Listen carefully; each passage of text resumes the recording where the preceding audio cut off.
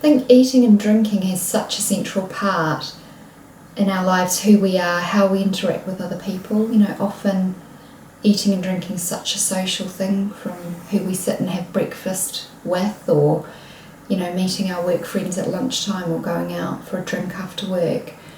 And on another level, I think preparing food for other people is often a sign of love. We can do that for our loved ones, and when there's a change and we can't do that, it's almost like an impact on our role. So I think eating and drinking for everybody is a big deal. It's a massive part of who we are.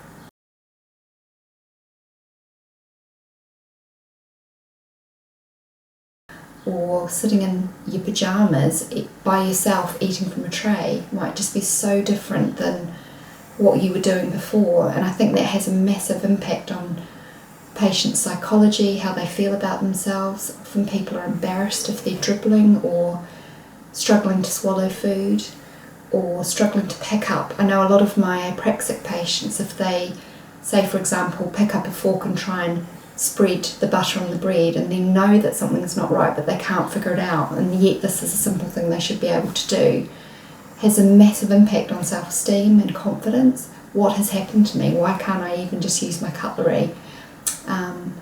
So sort of coming to terms with that and helping our patients to be able to eat and drink in a more normal way has a massive impact.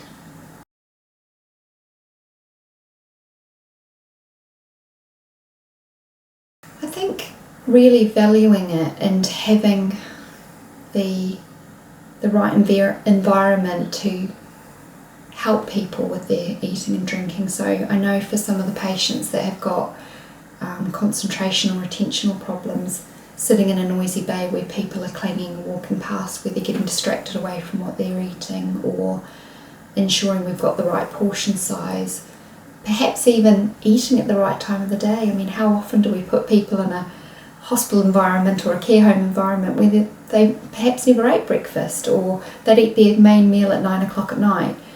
I think positioning is really important. I think timing and context, taking the time to make things individualised. What does that person like? How do they like their tea? You know, those sorts of things are really good. Have we got their tea bags on the ward so that we can make sure they've got it? And in the community, it's not minimising that for some patients. Being able to use cutlery or make themselves a drink or swallow it or go out to a cafe, for some patients is really important, and as important as maybe being able to walk. So it's looking at the individual and tailoring the way we work with them to what they need.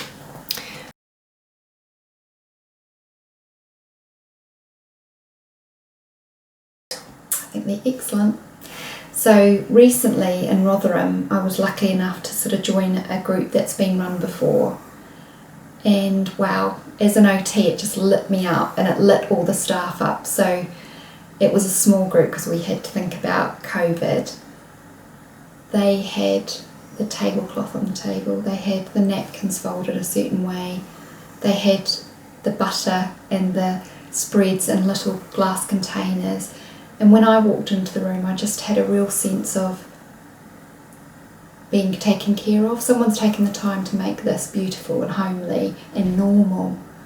And the patients that came in, the way they interacted with each other was almost like they'd come from being a patient in bed to being a person again. You know, we talked about holidays, and while the speech therapist is looking at what they could swallow and how they're doing that, there was also this beautiful interaction going on with patients and staff, where the patient status had gone away and we were people talking, and I thought that was magic.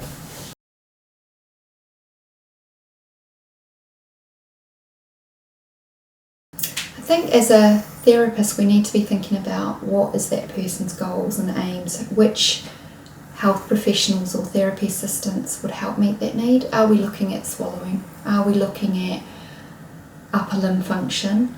Are we looking at the correct sequence of being able to eat a meal or butter bread? Are we looking at raising mood? So what is it we're wanting to get out of that group for that individual? The number in the group to make it therapeutic, making sure we've got the right number of staff, because often, especially in the early stages, we might need one therapist or one therapy assistant per patient, and that might need a bit of thinking about. So sometimes I think less is more. I think the time of day is really important, and making it a bit of a sacred space so that people aren't coming in and out and making it like a train station. The context, the staffing, what's on the menu, what that person would usually eat, how we might modify it for a specialised diet while still making it tasty and enjoyable. Speech therapists and dietitians have got wonderful ways of doing that. Or maybe it's about the patient walking with the physio and being able to stand to use the toaster. So it's about the right staff, whether the patients who are going to come together are going to gel, the right time of day, and also the right equipment. There are pieces of equipment that can make it easier for a patient to manage without looking disabled and giving them dignity, and it's having the availability of that is also helpful as well.